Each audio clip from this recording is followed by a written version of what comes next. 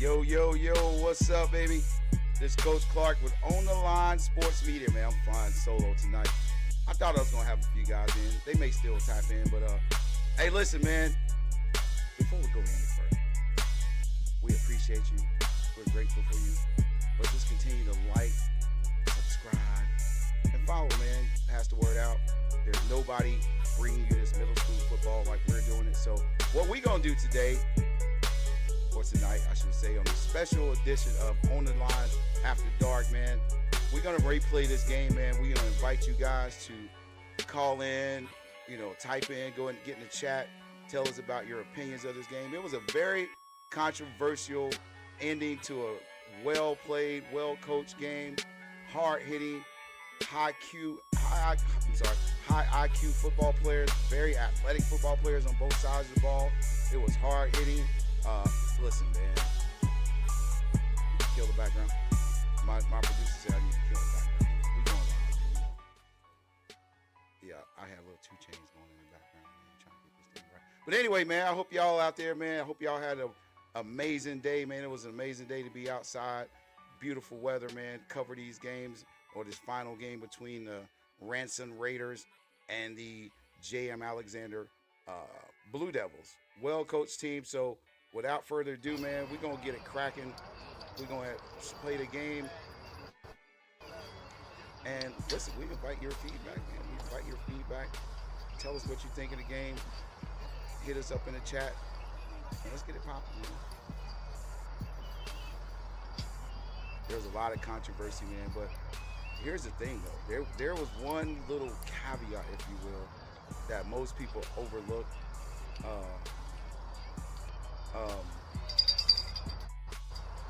With this game and how it ended. So we're just gonna get right into it, man. Can you guys hear that? Give me a thumbs up in the chat.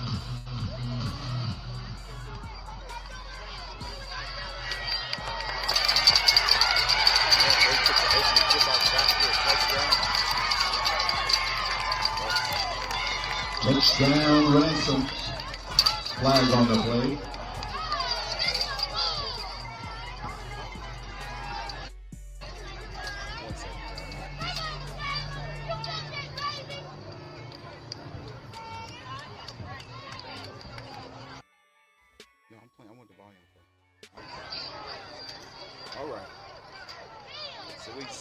There was a holding call, I believe, on that play, man, that brought that back. So, woof!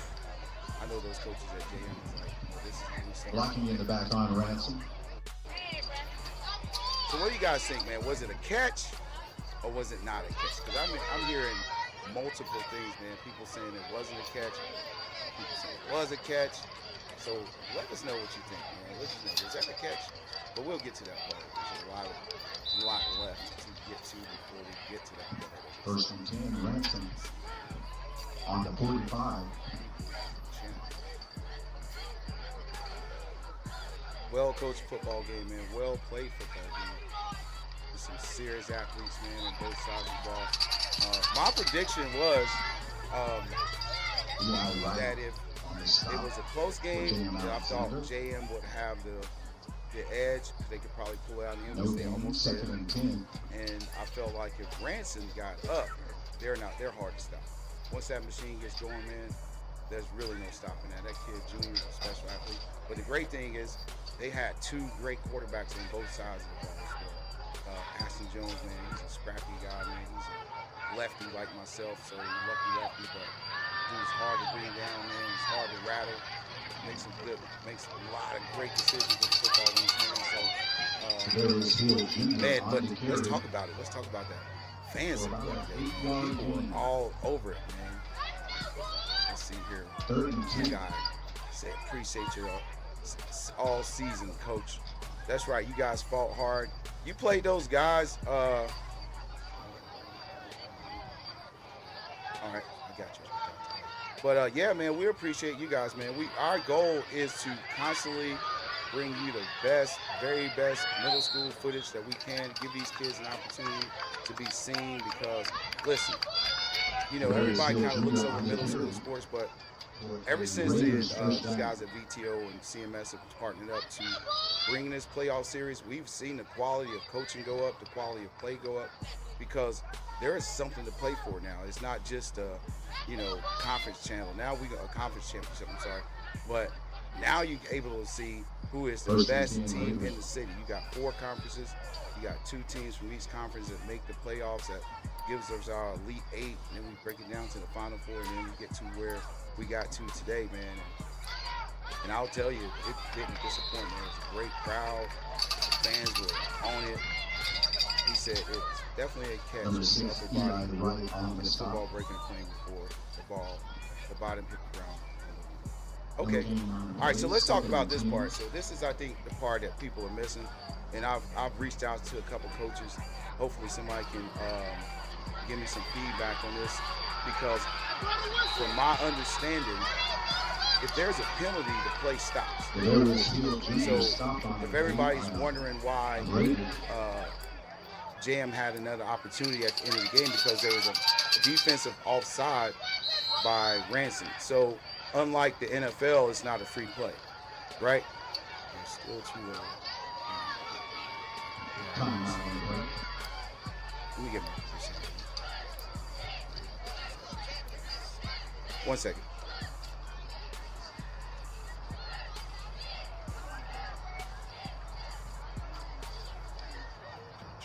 Can you hear me now? Is that better? Hey, this is live, man. This is off the cuff, so there might be some technical difficulties, but we're gonna make it happen. Yeah, okay. Mr. Brown, Mrs. Brown, Janata Brown. That's better. Okay, thank you so much. I appreciate that. So here's what I was saying though.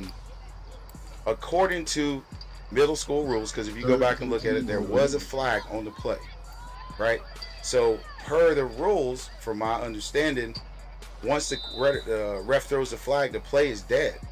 So if there's 2 sides to every coin, so if that's the case, JM should have gotten the ball back with 12 or 13 seconds left instead of that one untimed down. Because if there's a penalty, according to the rules, and I'll verify, so don't quote me on it, but this is what I was told by one of the referees actually after the game. Once you throw the flag, the play is dead. So by their own admission, they made a mistake. They should have had the ball back with a 5-yard advance, and then it would have been like 13 seconds left, because I think it was like 14 seconds. So if it was a dead ball, so it should have been immediately stopped, and they should have had the full 14 if we're looking at it from a rules perspective. So whether he caught it or not really doesn't matter, because the flag negates anything after the play. So unfortunately, man, officials are humans. They make mistakes. Stuff happens. But that's my understanding. So there's no free play. That's right, Williams. There is no free play in middle school. There's a free play in the NFL. I'm not even sure if there's one in college, but from my understanding, again, at middle school, once that flag is thrown, the play's dead. So technically, if we're going by those rules, if those rules are true, then JM should have gotten the ball back with at least 13 seconds. I think it was like 14 seconds in some tenths. So I'm not sure exactly, but I think it was around 14 seconds. So that's really that really ends all the controversy, because if that's the case, then it really doesn't matter if he called it or not, because the play would have been dead. So I would have been curious to see what would have happened if he did score. And so the ref should again, that's my understanding, that's my interpretation of the rule. Don't go back and say, my man on the line said, no. I'm just telling you what I did a little research. I called a few people that know some people, and that was the feedback I got. And actually, I talked to one of the reps afterwards, and that's what he said. So really, if that's what he's saying, then again, there should have been more time left on the clock. And but hey, listen, man, this is one of those games that's going to be talked about for years. Yeah, it's going to be years. This could be also a rules changing game. this can be one of those games that make them go back and look at their rules and say, hey, this is a championship game. Let's not let the refs decide who wins this game. So, great game played by both teams, man. They, Ransom jumped out there with a scare right away, returning the kick, but then JM was able to put together a good defensive stance that stopped him from scoring. But, man, listen, the future of Charlotte high school football is bright. If you looked at this tournament, these 8 teams that played, there was a lot of talent. And then we were fortunate enough to see some of the teams that didn't make it, and there was some super talented kids in those teams. So Charlotte, man, listen, Charlotte's a hotbed for football. We know that. Everybody's just finding out. I think the world's just finding out what we already knew about our great city. So toast to Charlotte, man. Let me get this. This is after dark. This fourth down. So hit me up, man. If you guys are out there, shoot me some comments, man. Talk to me. Let's see what's on your mind, man. Again, it was a great game by 2 well-coached football teams. No one panicked. Even when they were down, I think it was 12-0, they came back and had a big stop at midfield to get the ball down in scoring position. Let me ask you this, guys. Who was your player of the game? I think they end up going with number 6 from Ransom as the offensive MVP.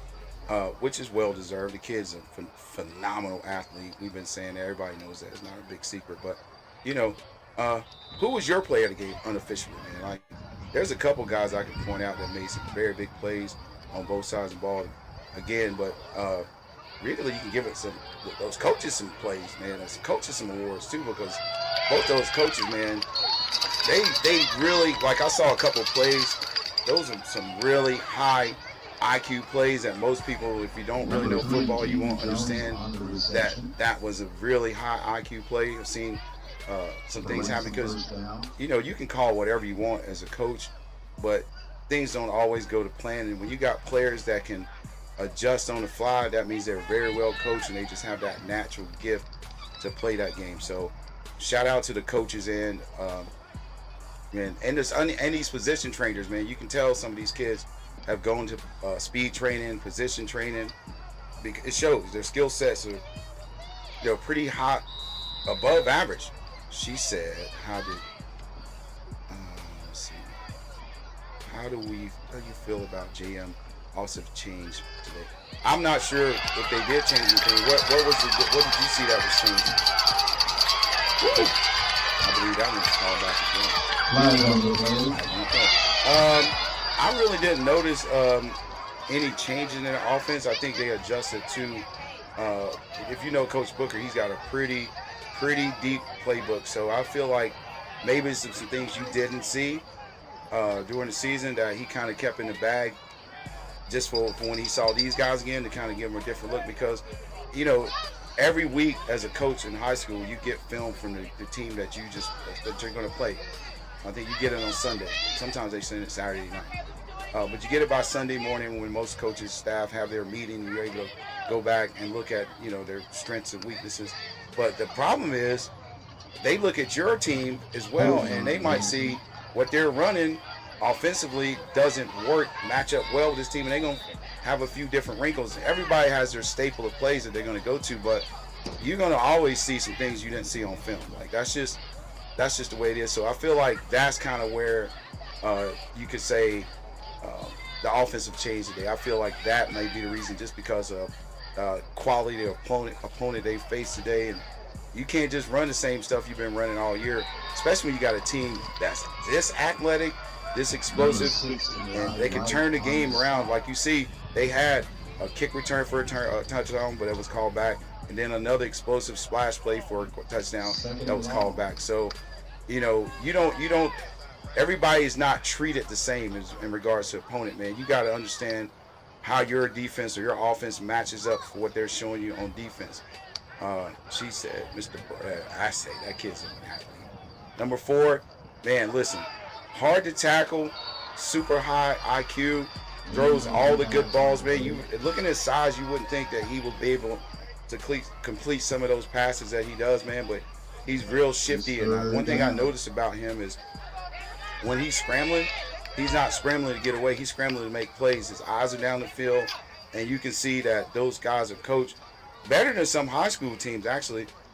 To know where when he's off schedule and he's scrambling, how to come back to the ball and make yourself available and find those little pockets in the zone. So yeah, number 4 is a stud, man. I was actually glad he was playing because last week he suffered an injury where he had to go out. And number 15, I believe is Anthony, I can't remember his last name, but I think he stepped in and played well. So they had, you know, again, that's a testament to a team being well coached and understanding that at any given moment, your guy could be out and you need to have somebody that can come in and continue game playing as scheduled. So sometimes you might have to, you know, modify some things based off that backup skill set, but it's still usually business as usual. So yeah, let's see. Here we go. I love Booker putting on mine just for a second. Yeah, man, hindsight's 2020. You know, I'm sure he wished he would have too, but like, man, listen, that's when you got to go back to the film and understand what your shortcomings were, man. You know, and when you have an opponent like that and you lose by 4 points, that's in the championship game. That means you had to win 2 games to get there. And then Ransom was fortunate enough to go 3-0 through the process. So, you know, listen, they're the final 2 for a reason, right? They got some gritty players that face controversy. I think they played early this year, but I feel like, you know, it's hard to beat somebody twice, but obviously Ransom was found a way to pull it out. But, you know, it was a great game. Great game all the way, some hard hitting. You know, no one really had that many splash plays because both the defenses are very fast and they tackle well and they gang tackle. They get people to the ball. So, you know, this is a teach tape, man. So when you can do that against, you know, a team that's pretty much been the favorite to win it all this year, you know, especially with the absence of the Pirates not being in it for the final after 2 years winning the city title, Piedmont. And, you know, the stakes were a lot higher this week, man. This is a lot higher stakes in this playoff because you get to be the next champion. Now your name gets to go in the banners, man. They can't take this away from you, bro. And the way it went, man, these are grandkid stories, man. These are kids' stories you tell your grandkids about when you played at, you know, it was 2,000 degrees outside, but it was snowing too. Well, you know how you make the big fishtails. But man, they're going to have some great memories. And those high school coaches, guys, if you weren't out there, I think you missed out on watching some phenomenal talent. Shout out to Coach, I can't remember his name, but from Hopewell, he was out there sideline.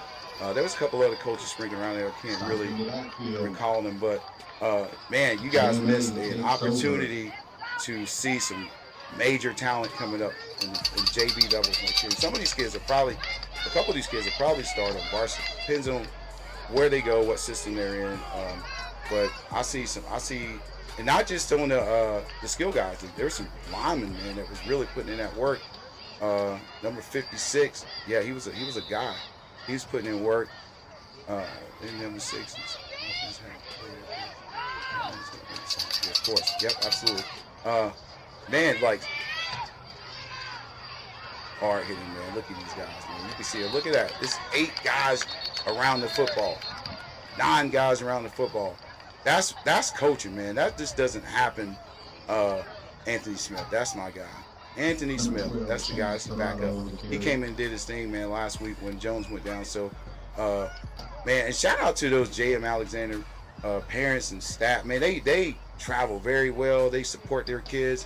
Ransom supports their kids. So what you're seeing now is actually the first quarter. But what you don't see is there's a line of people that didn't even make it in for the first quarter. As we go on, you're going to see this thing fill up, man. Those guys at VTO did a great job getting that thing out there, getting promoted, man. And we partnered up with them, man. We were able to do some live broadcasts for you guys and make sure that you guys are getting great footage and up to date. And for the coaches, man, the reason why we film the angles we film, this is teach tape as well, man. This, you know, if you're a coach, you get to see the whole field, right? You don't want to see behind an offense or behind if you can't really see. You can see what they're doing, but you don't really see what they're going against. But when you can watch it at this angle, man, you're able to really coach.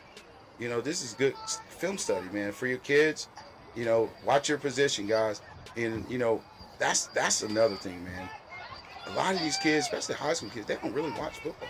I don't understand that, but I feel like these middle school kids, because they're, look at this guy, he's a guy. He is a guy.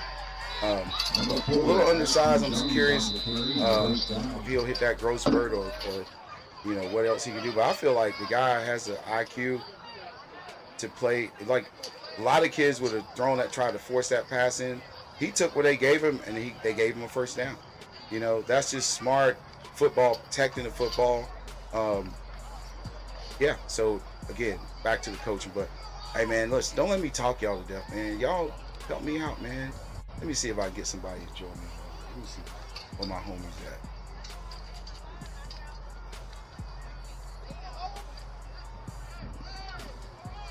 Yeah. Hey, I'm gonna say this too, man. Hey, man, don't be taking what we say personal, man. We ain't never. You can go back and roll back all the footage we've done, all of it. Go in the archives. We have never spoken bad about a kid, ever. You know, some people come. We've never said anything negative about a kid. We always praise them. We praise their skill sets, but we rarely talk about. I don't think we've ever said anything bad about a kid. We're talking about the team, the way the game is played. So if anything, what we're talking about is a reflection of the coach. And they're adults, man. They can take it. This is what we do, man. We're football guys, man. I've known the guys on this staff. We met through football. You know, we've been rocking football for 15, 20 years, and we're not talking about you as a person. We're talking about the game we're watching. It's nothing personal. It's just some guys that's watching football, and at the end of the day, it's just our opinion. It's not the gospel.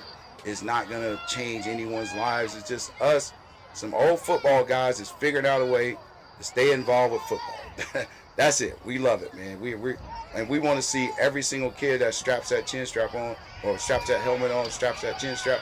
We want to see them do well. We don't want to see anyone get hurt. We don't want to see anybody, we want to encourage these kids, and I think that's what we do by, spotlighting these kids, giving them Player of the Week. We're trying to bring some relevance to middle school football in any way we can, and champion these kids, man. We're not out to talk bad about anybody's kids. So if there's anything I've said that can be misconstrued as me saying something bad about a kid, I sincerely apologize, because that's certainly not the case. But I do welcome you an opportunity to pull it up, because the film don't lie. So if you can see it, send it to me and I'll own up to it. But I can say I've honestly, from the bottom of my heart, never criticized the kid. I might have said something about a play, but I never said anything about the kid. So understand the difference for us critiquing and giving our opinion. We definitely don't speak down on kids. We all, myself, Booker, producer Greg, we've been coaching together and been like brothers for 20 years now, and we have never talked down on a kid. And neither was us will allow the other person to talk down on the kid, man. Like I said, we uplift children. We've coached thousands and thousands of athletes. In fact, there was a kid I was talking to today. He's like, man, you don't remember when you trained me? No disrespect, but I didn't. But that's just how long we've been in the game, that we've coached and trained thousands of kids in Charlotte, Mecklenburg. In the school district, from youth football, middle school, high school, we've touched a lot of lives. We've worked a lot of camps, Nike camps, Under Armour camps, Adidas camps, local camps. We've touched a lot of kids, man, and there's not one person that can put anything bad on our name when it comes to these kids. So I'm not even entertaining it. I'm just addressing it. So because there's a couple people that walked up on our coaches like, bro, chill, bro. This is not our game. We won't get down like that. So, but anyway, we're gonna watch this game a little bit, man. Help me out, man. Keep me going.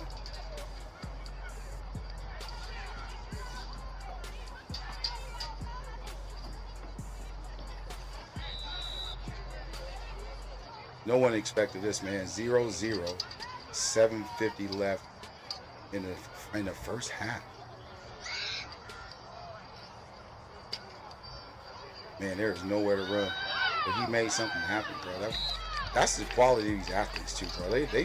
You think they're hitting the backfield and they find a way to get 5 yards. That's crazy. You gotta love the replay also. In case you missed it. Shifty guy. Yeah, you guys, high school guys, get some jewels, man. I believe most of these kids were 8th graders. There was some 7th graders, but I think both those teams are pretty heavy 8th grade kids who's going to be playing high school ball next year. So the future's bright. Oh, love the way he kept his eyes down the field, extended the play. You can tell this kid watches football. Doesn't see it there, does his first read's not there, rolls out, extends the play because he's athletic, points his kid in the right direction. That's just a bad throw, man. That's a hard throw. Running full speed and try to, contort your upper body and get your core, have the core strength. That's pretty impossible to do at this age, but he made a great effort at it. But that's a hard throw to make. This kid is shifty. Oof. I know he gave Hugh nightmares as a defensive coordinator. That guy. That's the kind of kid you got a game plan for, man. Like, you're gonna always run into some studs, man, that you got to really game plan around. We appreciate that, Williams. Y'all have done nothing but uplift the kids and watch the show past 3 or 4 months. We appreciate that, man. That's for sure, man. We don't believe in criticizing children, man, because at the end of the day, these are 12, 13-year-old, 14-year-old kids, man. Like, we're not here to beat anybody's down. And that's, at the end of the day, that's someone's child. So we respect that. We're talking about the athlete. We're mostly, again, our critique is going towards the coach and not necessarily the players. Yes, sir, coach. Yes, there's a lot of talent, a lot of future D1 kids out there, man. And y'all don't be overlooking those linemen out there, man. The trenches are the reason why these boys are able to do the things they do with the ball. So they block well. Look at that wall. You can see that wall. Craziness. Good coaching, man. Kudos to Coach Carrs and JMU for not stopping. They were. Yes, they were. They were, man.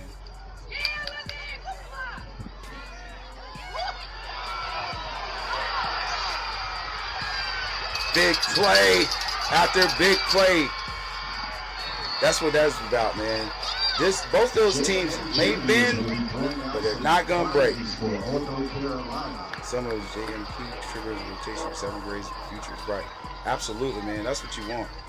If you got kids that's gonna come up through the ranks that already know the system, that gives you, man, that makes your spring ball so much more easy. You guys don't really get spring ball, but when you guys know what you have coming back and know that you don't have to do a lot of day one stuff with some of your guys, and you guys are one of the few teams out here also that JM Alexander that have a 7-on-7, they play in some 7-on-7 tournaments, which keeps that team bonded, man. Obviously everybody wants to win every tournament they go into, but I feel like with a quarterback and receiver, 7-on-7 is pretty priceless, bro. Because every receiver wants to ball in a different place on certain throws. You get to learn timing. This is why you can see, when you get to the next level, why the quarterbacks is throwing the ball before the receiver gets out of the break. They play a lot of 7-on-7. Obviously, they throw each other a lot. And when you're familiar with your personnel, it makes your job a lot easier, right? So, yeah, man, shout out, man. Those guys coming up know the system, so they can get right in and get to work, man, and just bring the new guys along. So, but what y'all think about this, man? Why don't we have 6th grade football in middle school? I feel like that would be great, man. You'll have almost like a JV varsity, your 6th graders or your JV, and 7th and 8th grade are varsity kids. I feel like, or 7th grader could play JV. Depends on where he's at in his development, but hopefully he ends out there in the varsity. But people keep forgetting, man. It's not about winning championships. Obviously you would love to, but the key is is to develop these kids to be high school football players, right? You never should be coaching a kid where he is. You should be coaching where he's going, right? And I think that's where a lot of people miss the boat. And it's not to be critical. It's like, you know, you might not have the appropriate staff to be able to do those things or do individual work, and you know, you might have to do a lot of teamwork. But you know, the goal is when that person leaves you, he can go into another system and just fall right in. Obviously, learning a different language and you know the way they do things. But football is football. No matter where you go, you got to be able to run, you got to be able to tackle, you got to be able to catch, you got to be able to play. So with those four things, it doesn't matter who you play for. That's right, Coach Hawk. Coach Hawk is one of the best recruiters that I've ever met. Man, he gets a lot of kids in college. So if you see Chris Hawk, man, you might want to follow him. You might want to send your kid some information, and he knows some people that know some people that know some people, and you might be able to make some things happen for your kid, man. Because right now, the way it is for college football, your huddle team's not enough. You gotta know some people, you know, because they're not going out to high school kids like they used to. They're going into the portal where kids are, you know, proven players. They're a little more mature. They've been away from home for a couple years. They've gotten bigger. They know more football. So they're not going and really trying to start over. They're just trying to put pieces in that they're missing with a guy that knows how to play football. So I would encourage you guys, man, to, off seasons here. You know, a lot of people, only people that are playing now, the people that are, you know, have an opportunity to win a championship. But if your season's over, it's an opportunity for you to go get with a position coach, get with a strength coach, get with a speed coach. You know, also, you know, make sure you're, you know, doing recovery, get maybe some yoga, get some massages, some sports massage, but take care of your body. Get a good nutrition plan. You know, if you're trying to make football your thing, your body is the vehicle. You got to take care of the body. You got to take care of the IQ. You got to learn the position. You got to learn how to play it at the next level. So, you know, I always tell the kids I train, you know, you have to think and treat your body different than your friends that don't play sports, right? You can't be up all night playing video games.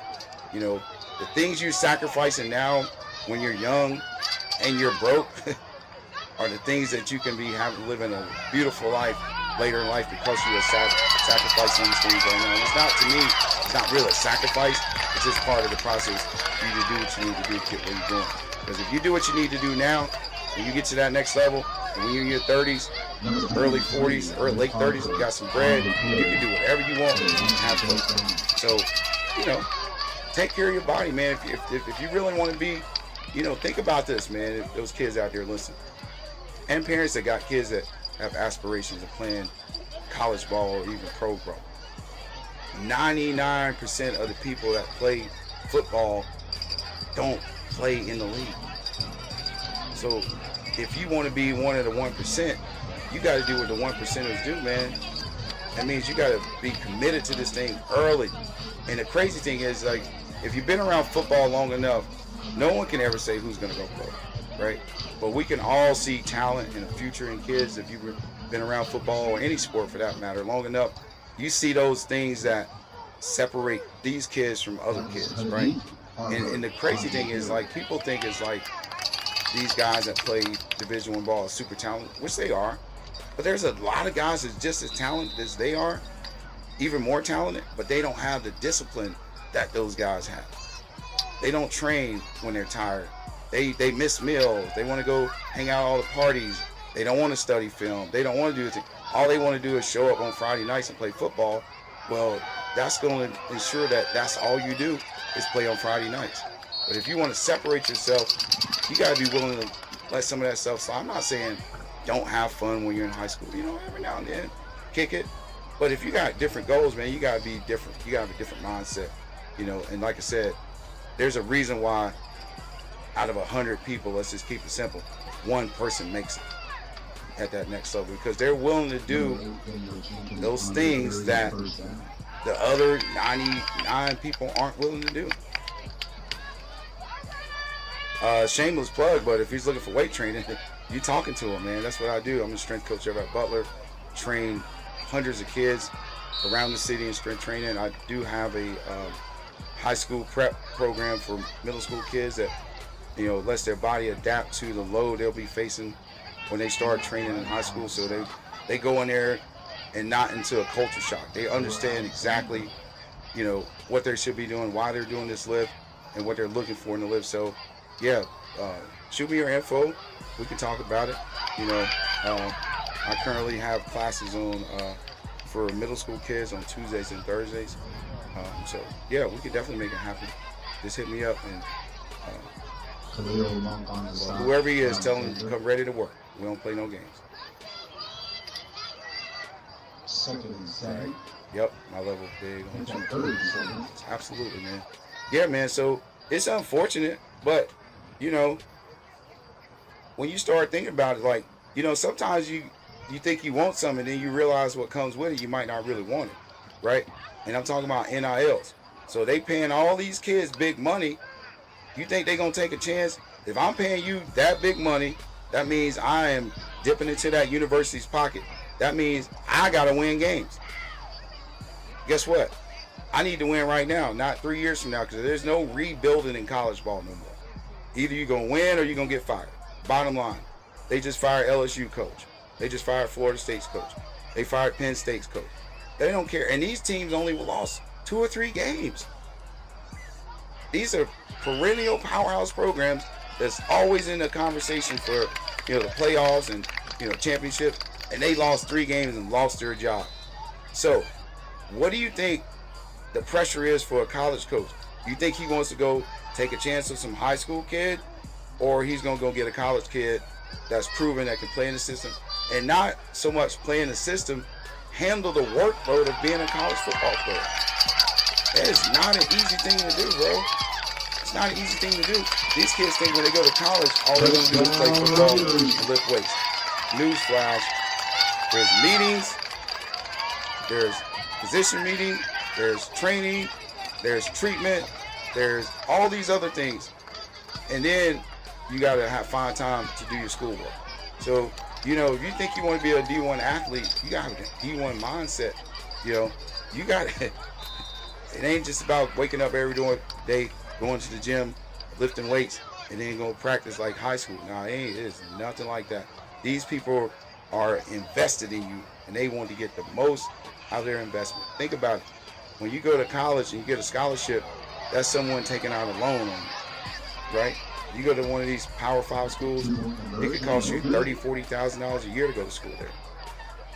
So they're paying that. So you are an investment, and they expect that investment to make it worth the investment.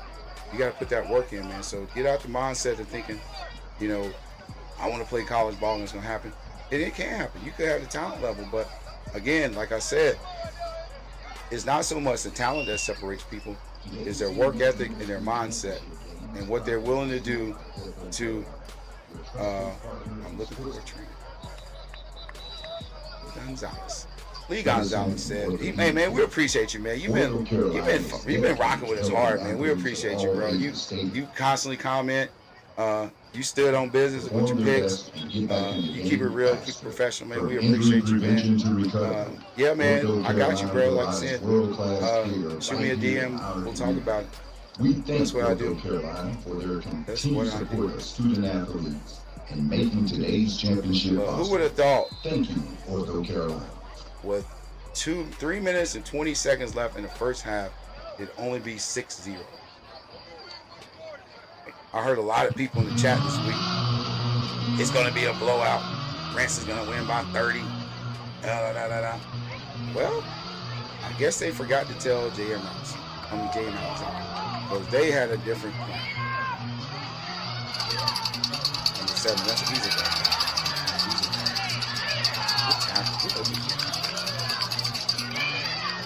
Yeah, man, this is a football game today, guys. If you didn't make it out, man, you really missed a good opportunity to see the future of Charlotte football. Like I said, I was a fan of the game. It was really hard to pick this game because I know the thing is like, you guys know the players. I know the coaches. and I know what they're capable of. I know how they prepare their players, so I didn't feel like it would be a blowout whatsoever. I thought it was going to be a close game like it was, and I really picked JM to be able to pull it out if it was a close game. But Ranson, if they got up 2 scores, nobody's catching them because they're just as good on defense as they are on offense. So if they get going, it's over. They're not going to just give up easy scores. As you can see, if you watch the game today, you realize that it took them 3.5 quarters to score. Right? So, cheers.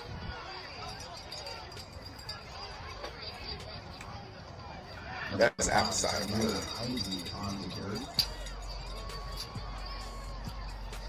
for about a 7-yard gain. 2nd and 3 out of 10. I got you, bro.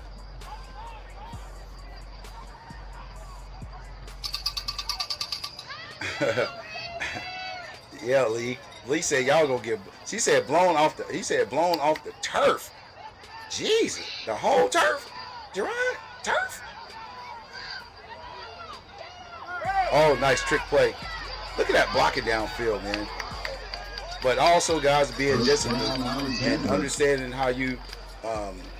Number 12, Chase. That's where I'm looking for. With the first down. It'll come to me, blocking technique, but how he's stemming that and making sure he's pushing, making sure the guy cuts back in, not giving him cut outside.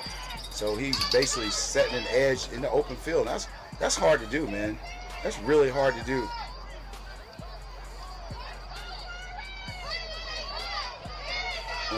Big boy. The bus was rolling.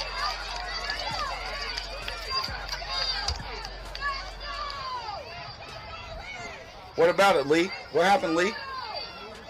Tyler Harper on the carry for about a 3-yard gain. 1:36 left. 6-0. Looks like someone called a timeout. I think it was JM calling a timeout. Yeah, but great game, man. Great game. Awesome game, man. If you were able to come in, I'm sure, and watch, you got your money's worth. It was worth the price of admission. Like I said, man, even when the game was going on, I think probably 30-40% of the people that went to the game weren't even inside of the game for the first quarter. But great thing about high school football is the field's open, so they were still able to watch the game and be able to keep up with it while they were waiting in line. So, yeah, man, VTO, man, did a great thing. 3rd year hosting the CMS Middle School Championship. Shout out to Steve, the AD. Vince, Tony, and all those guys at VTO. My man WEA, Washington Elite Athletics. My man Washington was riding shotgun with us, and Coach Knox over at Independence came in and helped us out in the booth. So game we called last week, man.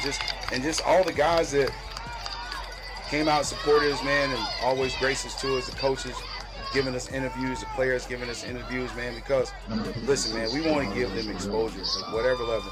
You never know who's watching this game. There could be a team looking for a high school coach. See these guys, and they conduct themselves very well. I will say that, and it's reflecting by the way their players conduct themselves. That you got quality men that's leading your boys. So if you're a parent with kids on either one of these teams, man, your kid is in great shape. They're being well coached, and they're also being taught how to be good young men. So that's the key to it all, man. I think people overlook that, man. That's coaching at any level is just not at practice. Coaching at any level is pretty much, if you care about your children, kids you're entrusted with, it's an all-day job. It's an all-day job. You never, especially when you coach high school kids, man, these kids are a little bit older, so they get into a little bit different type of mischief. And, you might be getting a call at 1 in the morning from one of your players and like, what is going on? So it's not just when they're at practice and the game time. It's a full-time job to coach, man. Like, you are the male, the authority figure in some of these boys' lives, man. So I applaud any coach, man, especially coaches, family men with their own families that sacrifice that time with their own children, their wives and families to go out here and mentor, not coach, but really mentor, because I believe coaches are really more mentors than coaches, because again, they already are male authority figures for a lot of these kids. So shout out to you, man. You guys, whatever level, whatever your record was, it doesn't matter. The fact that you're out here giving these young men hope and shaping their future and teaching them about discipline and about life, you deserve it, man. So whether you won, lost, draw, man, I'll shout out and I'll applaud all coaches at all levels that get out here and give a damn about somebody kids that's not theirs. And that's the bottom line. They care about kids that aren't their own. So shout out to you guys, man. 38 seconds left in the first half. 6-0. Ranson Raiders on the move again at midfield. Rolls out to his left. And he is met. Oh, and it was an interception. Oh, it wasn't an interception. Oh, I remember this play. Yeah, excuse me. Forgive me. I got but the replay's going to show I was wrong. Stand correct.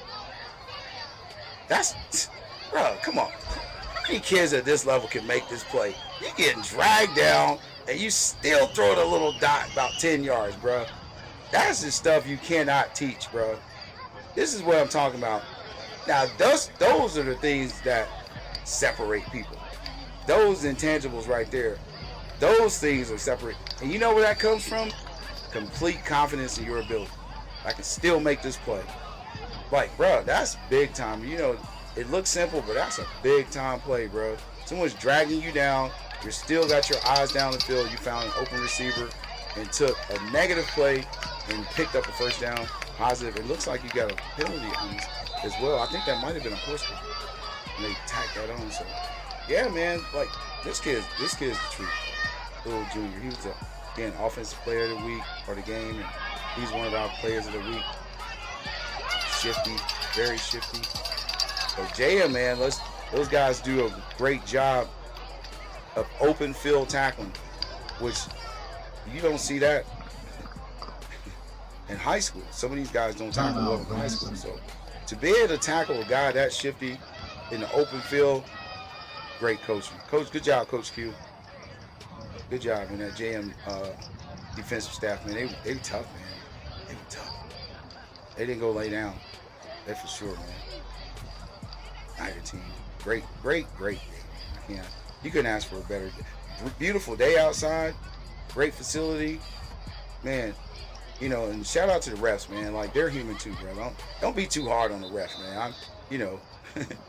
They just like us, man. They make mistakes. I feel like they really pretty much let these kids play today. There wasn't a lot of penalties called. So, you know, penalties on kick return is not a kid just being probably more excited, want to get a block, but you know, I don't think it's malicious. It just happens, and they have to call it. Sometimes these kids got to know, man. If you see the ball carrier's back of his jersey, stop, leave it alone. You can only cause problems. Let him be.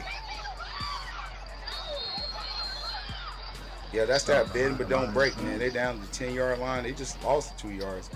And yeah, anytime you can get that guy down for a loss. But they had some other guys too, man. Number 5. What was the guy? Number 23 up? No, that was. There's some guys. I can't remember all the numbers. I'm looking at it right now. But 4, 5, 6. Yeah, man. They was. Man. I know that offense gives you some headaches.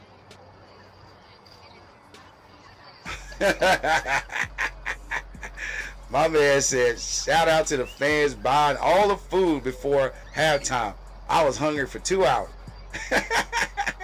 Hey, man, you know what's crazy? I was like, dang, those burgers, man, whatever they got going on, it smells pretty good. Oh, maybe that was last night. I think that was last night. But anyway, hey, man, listen. You got to be there to get there. You know what I'm saying? Maybe you got to show up a little bit earlier next time. 23-4. Yep, absolutely. That was right. I thought 23. Yep. There's some guys on those teams, man. Yeah. If you guys are listening from JM or anybody out there, man, shout your guys out, man. Put their information in the box in the chat. We'll put that on the screen, man. Let everybody see them. But yeah, man. So back to that controversial call. again, if you go by the letter of the law, by the rules, then it was actually, oh, what a play. Just missed him in the backfield. If the rules are correct that I heard, then the play, it really wouldn't have mattered if he caught the ball or not, because there was a defensive penalty. Unlike the NFL, it's not a free play where you can just throw it down the field, whether you throw an interception or not, you're still going to have the ball. It wasn't a free play.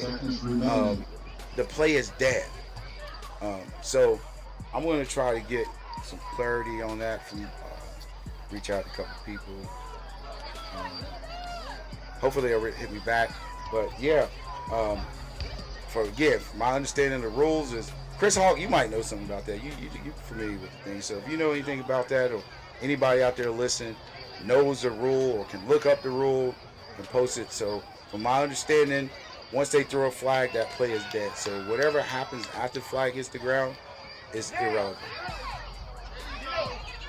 Oh, whew, doing some traffic too. Well, those guys are athletes. But basketball is around the corner. Some of those guys are being basketball practice next week, according to Coach Jet. And that's the half. So that's the half. Let's see if I can speed this up.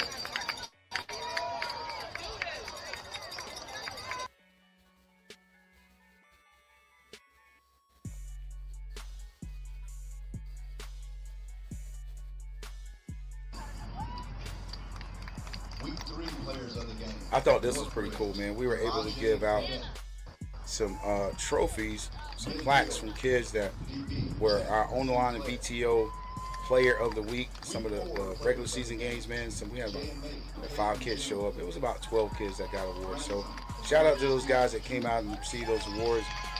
They did earn that. And actually, there was 3 players that was actually in the game playing. So 4 players. 2 kids from Ransom and 2 kids from JM. So, you know, we basically had pretty much accountability for all the kids that received. I think we gave them up to 12 awards. So that was pretty dope, man. Again, we just want to recognize these players, man, and give them some great memories of middle school, because, you know, most people, middle school is a forgotten sport for a while, man. So these guys are, with the playoff situation, man, they're getting coached better.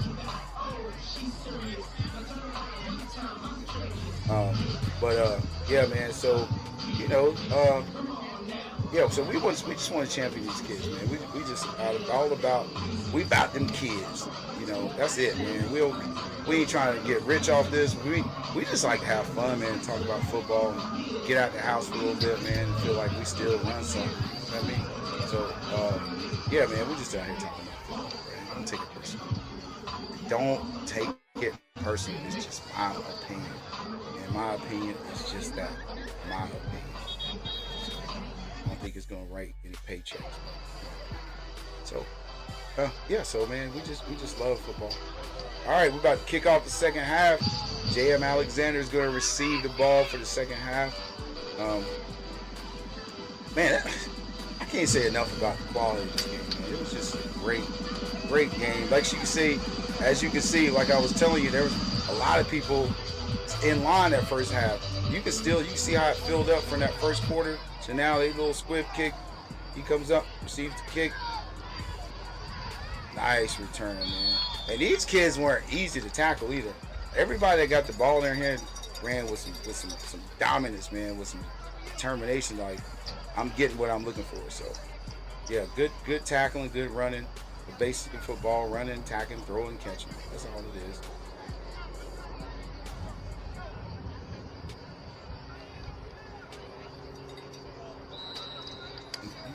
JMA returns the ball out to the 47, first and 10.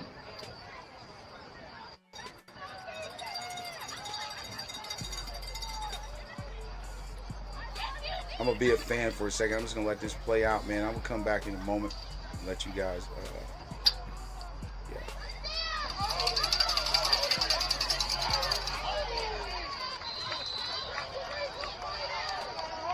Number 7, Hayden June on the carry.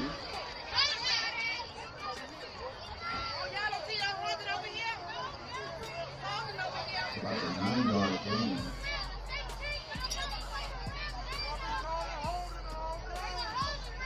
Make that an 8-yard gain. 2nd and 2 for JMA.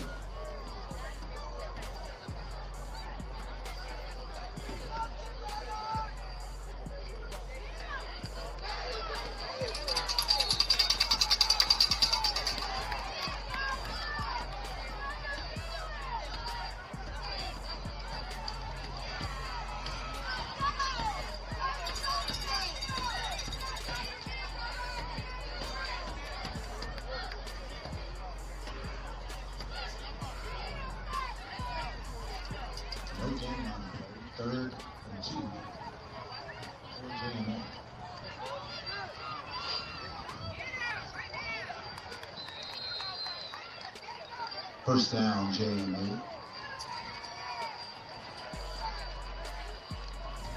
Number 7, Caden June on the carry. 1st and 10 on the 35.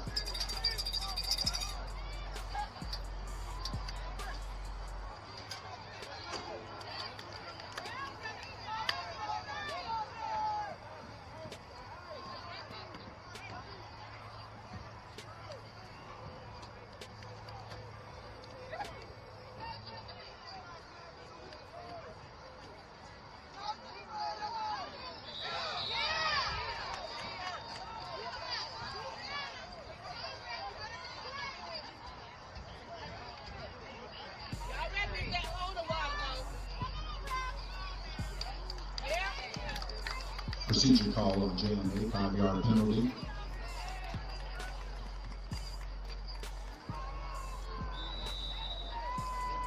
Repeat first down, 1st and 15.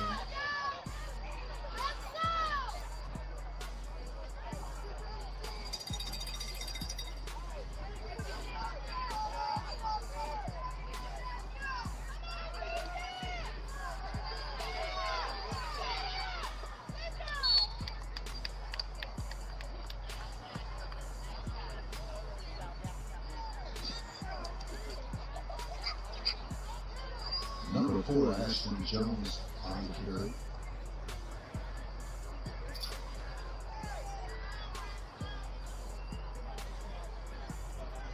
Second and 13.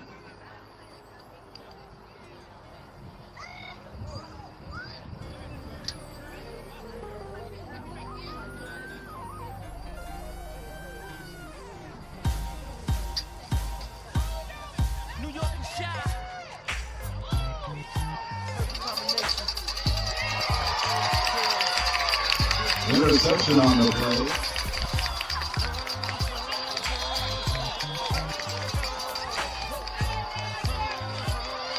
Number 2, Antonio Ponder for the interception. Sweat these holes, I keep them in flavors like Timbos and Jabos. Bitches just like to play the merry-go.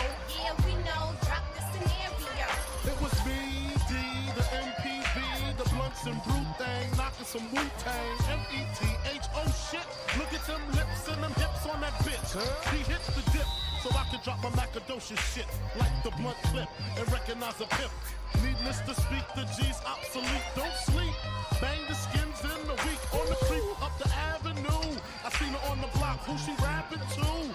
That's my nigga D. Damn, he got G. Now she fucking him and fucking me. See? Number 4, Jalen Dixon on the reception for Ravens first down. Girl, show me how you work that thing. You make a motherfucking dog wanna sing. Baby, can't you see? We gon' fuck until 6 in the morning. Now I play a fall like a moon play a star. She still sweat me hard cause I'm a rap star. I'll be cruising up the block, I'll be passing her. Pimping hard with the female passenger. And the only time I call to hang is when me and D blunted up, pissy scheming on a gangbang. She should've used the intuition, then she wouldn't be classified in that position. Listen, she's saying I dissed her cause I'm fucking a sister. A message to the fellas that really get some piss. But she started that fucking family. She fucked my man D, so why she mad?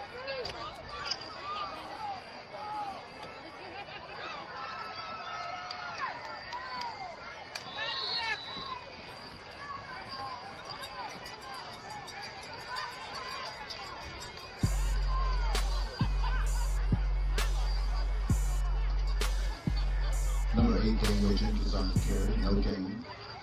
3rd and 7.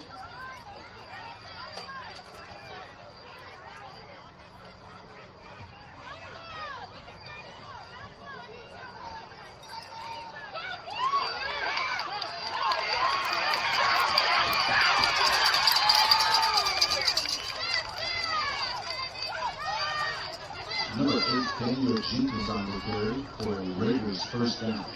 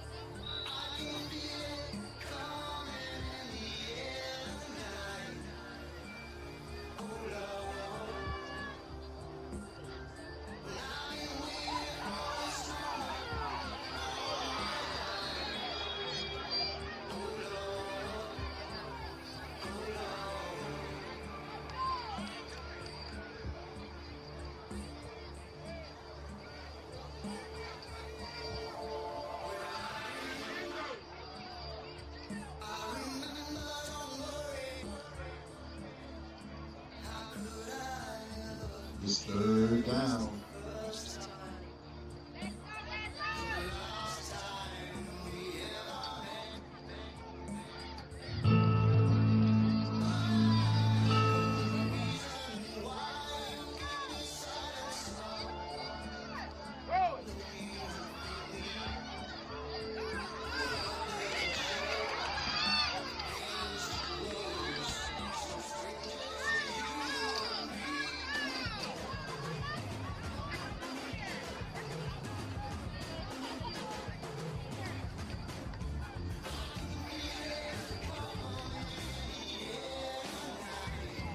Number 6, the early 2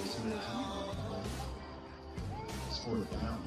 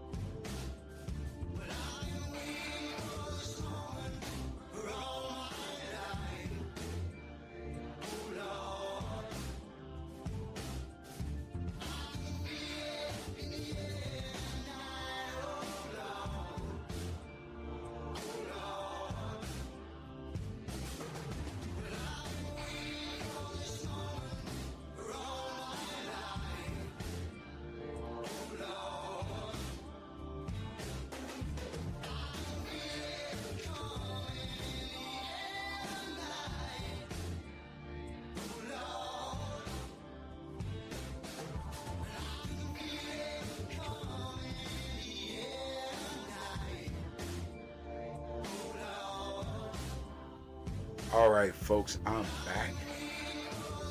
Thanks, so stuck around. Come on back if you left, man. I'm back. We're gonna watch the rest of this game, man. Still, think about that. 7:14 left in the game. It's still a 6-0 game. That's a great football game.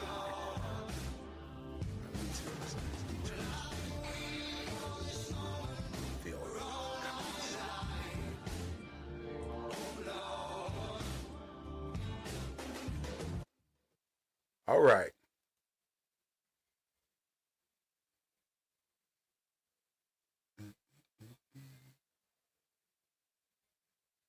Can you guys hear the volume in the? Oh, I'm right here. I'm sorry.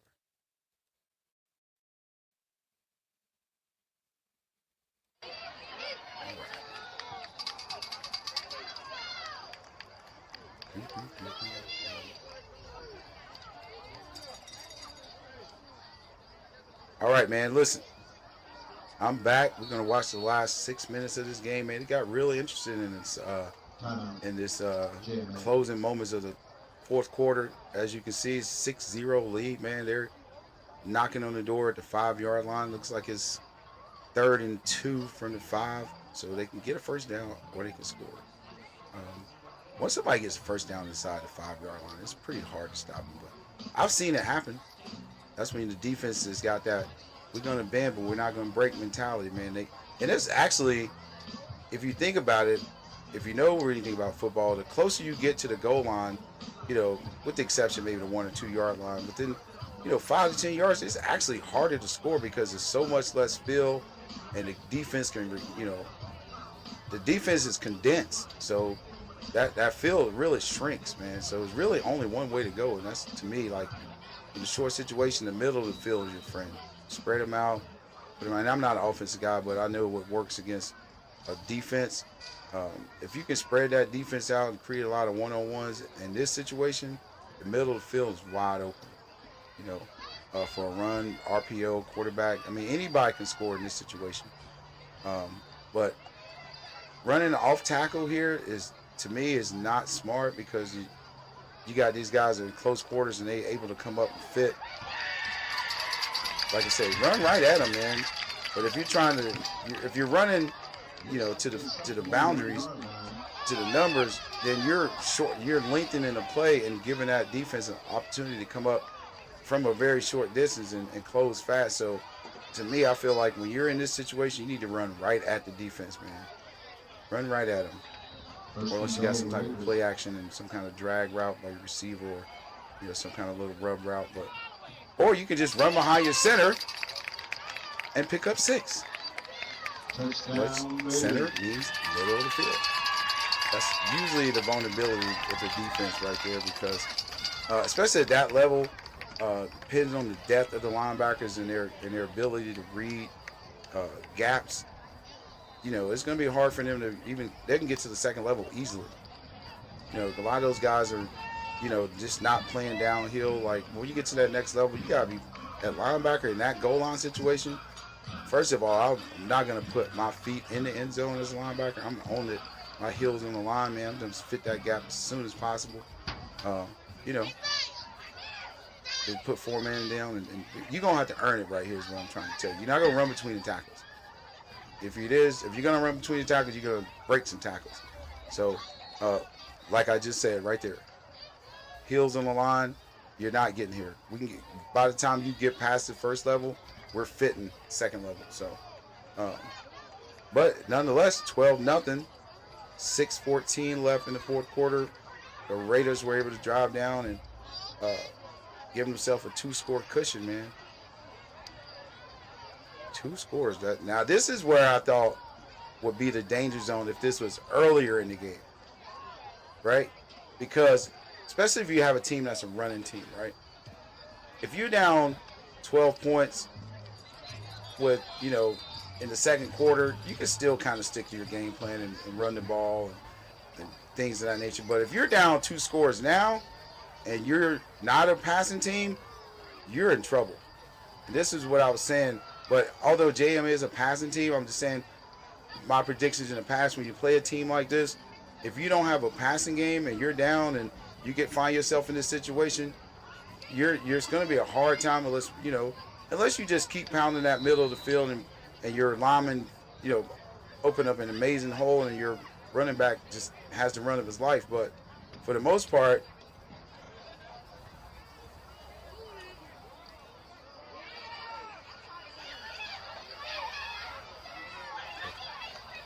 all right, man, so here's what we're going to do. We're going to scroll down. We know what happens right here. We're going to get down to right where JM scores. Let me show you that score.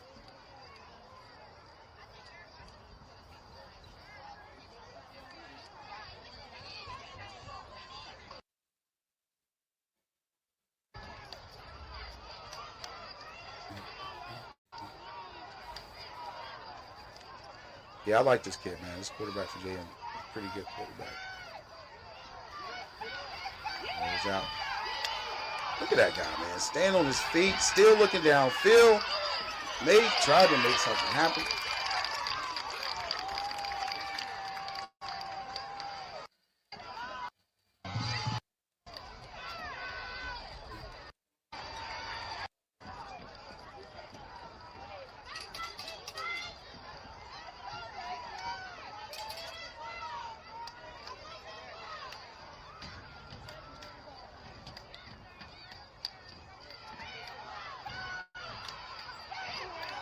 Big bust.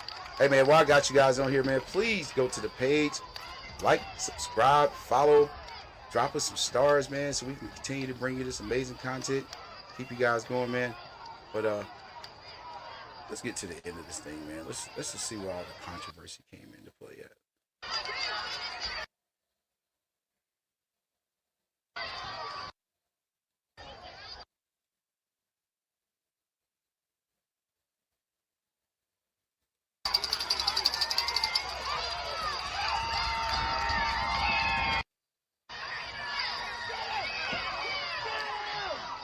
Scrambles out. So this is what all the talk's been about right here. We're coming up on it, man. The moment of truth. Did he catch the ball? Was it a score? Was he down by contact? Was he short? And does the penalty negate the whole play? That's the conspiracy theory, in my opinion. Does the penalty kill it all? And we'll see from this angle, obviously. This is a great angle. I think it was like about 14 seconds. Let's speed this up a little bit.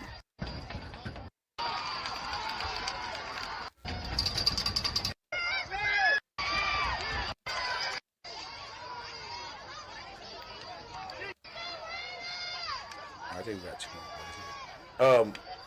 But yeah, so does the penalty, nice trick play, good discipline by the cornerbacks, man, to pick that up as he killed with it, and he left. Yeah, that was great recognition by the cornerback to pick it up that back, out of the backfield. I believe it was the quarterback coming around, pick that up, man. Great football IQ right here, man. Stay patient. Yes, you can tell they practiced for that play, bro. You can tell that they saw that on film and they played it absolutely perfect. 8 seconds left. Rolls out. Oh, what a catch! Was he in? Was he out? Was he in or was he out? That is the question. Replay. I think we need to see that again, folks.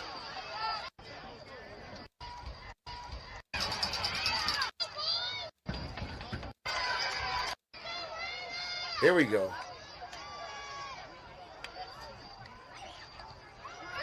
Little reverse, little Booker trickery. Some Keith Booker, but they were having none of that. Great football IQ plays right there, man. Again, when that linebacker saw him peel, he obviously knew what to do. It was like they've seen this play 100 times before. No one panicked. Get right to the quarterback. Double up on the receiver. He's actually triple coverage. Quarterback, dead play. Great defense.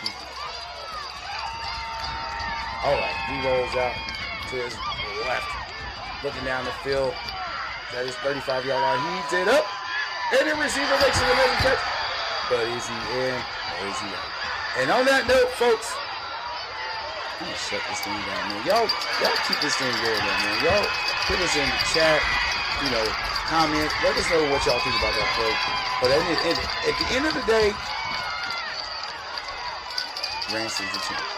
So we can't take that back. We don't want to take anything from them. So, hey, man, we appreciate you guys that did follow us, man. Thank you for a great season of coverage. ODL, thanks to the coaches for your time and work with these young men. Off season starts now. Congrats, Ransom and JMA. Absolutely, Williams. We appreciate that, man.